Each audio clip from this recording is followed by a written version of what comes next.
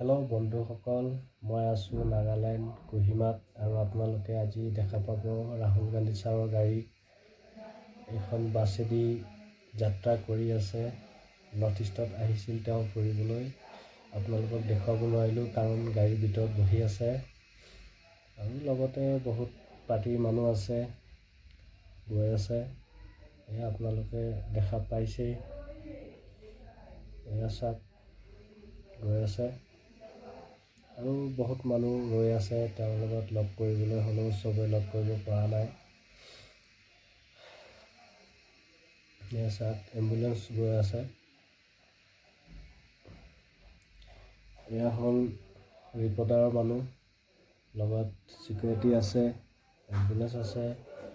guys আপোনালোকে next ভিডিঅ'ত